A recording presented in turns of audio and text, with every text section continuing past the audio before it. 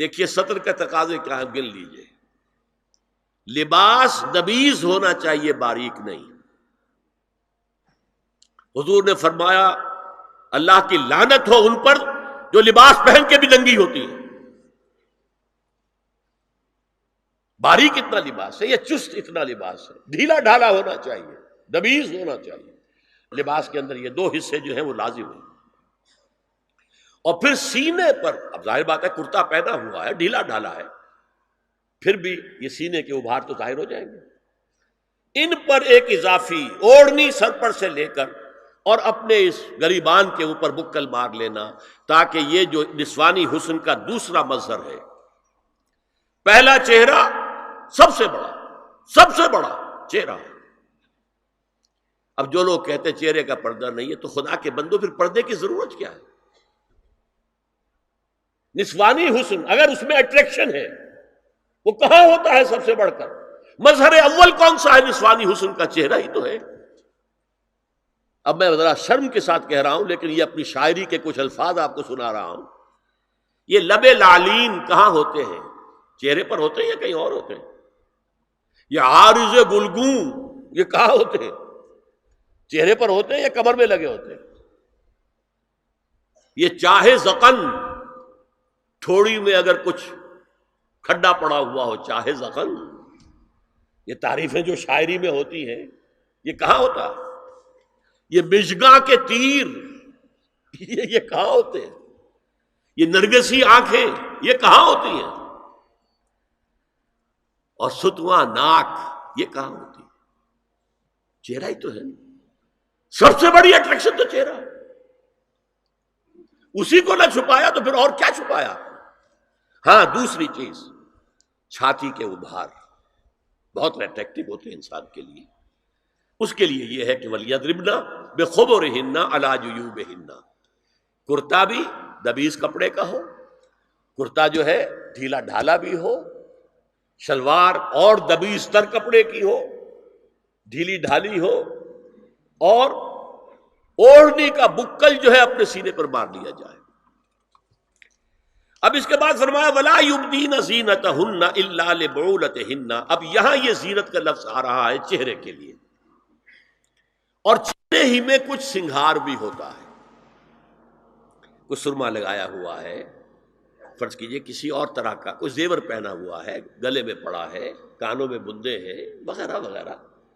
یہ زینت چہرہ اور اس کے ساتھ کوئی بناؤ سنگھار کا معاملہ، جس کی کہ حضور صلی اللہ علیہ وسلم نے تلقین کی ہے. عورت کو گھر میں بن سنور کر رہنا چاہیے، شوہر کے لیے اٹریکٹیو رہنا چاہیے. خاص طور پر شوہر جب آنے والا ہے شام کو دفتر سے، اس وقت عورت جو ہے بن سنور کر رہے ہیں.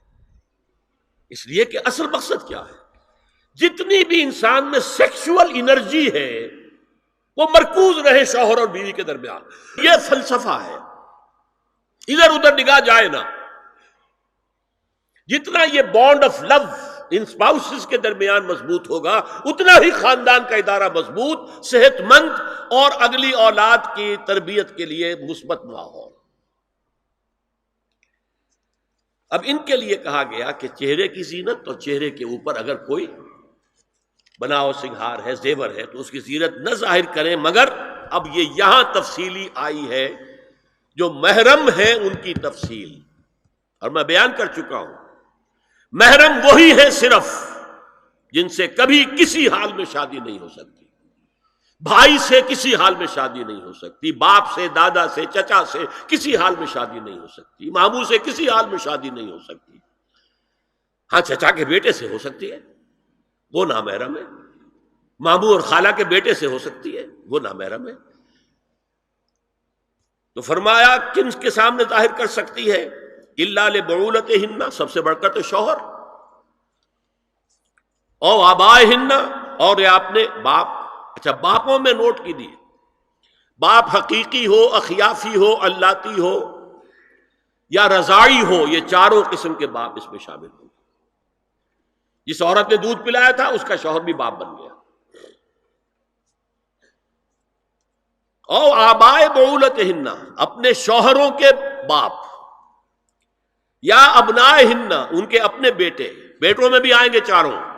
اللاتی اخیافی، عینی اور رضاعی، او ابناء بعولتہن، اور اپنے شوہروں کے بیٹے، ہو سکتا ہے شوہروں کی اور بیویاں بھی ہوں تو ان کے بیٹے بھی، جو ستیلے بیٹے ہیں وہ بھی محرم ہیں، ان سے کسی شکل میں کبھی شادی نہیں ہو سکتی، او اخوانہن، یا ان کے بھائی، او ابنائہن، یا اپنے بیٹے، او ابناء بعولتہن، یا اپنے شوہروں کے بیٹے، او اخوانہن، یا اپنے بھائی، او بنی اخوانہن، یا اپنے بھائیوں کے بیٹے، او بنی اخواتہن، اپنا بھتیجا، شوہر کا بھتیجا نہیں، اپنا بھتیجا محرم ہے، اپنا بھانجا محرم ہے، شوہر کا بھانجا محرم نہیں ہے، او نسائہن، یا ان کی عورتیں، اپنی عورتیں، جان پہچان کی عورتیں، ہر عورت بھی محرم نہیں ہے، نوٹ کر لیجئے، نسائہن، عورتیں بڑی بڑی قطامائیں ہوتی ہیں، وہ کیا کیا فتنے اٹھاتی ہیں، آتی ہیں گھروں کے اندر، کیا ذریعہ بنتی ہیں پھر پیغام رسانی کا، اور خرابی پیدا کرتی ہیں، اور اس میں کمال ہے جو مجھے واقعہ سنایا پروفیسر یوسف سلیم چشتی مرحوم نے سر سید احمد خان کے بارے میں۔ اب وہ زمانہ یاد کیجیے سر سید کا، ابھی انگریزی حکومت باقاعدہ جو ہے وہ ملکہ وکٹوریہ کی شروع ہوئی ہے، روب کتنا ہے انگریز کا، اور لیفٹیننٹ گورنر جو ہے یو پی کا وہ کہتا ہے سر سید احمد خان سے کہ ہماری میری بیگم آپ کے اہلیہ سے، آپ کے گھر والیوں سے ملنا چاہتی ہے۔ سر سید نے جواب دیا ہماری عورتوں کا اجنبی عورتوں سے بھی پردہ ہے، ہماری عورتیں آپ کی بیگم سے نہیں مل سکتی۔ میرا سر جھکتا ہے۔ او ما ملکت ایمانہن، یا جو ان کے داہنے ہاتھوں کی ملکیت ہو، باندیاں، غلام۔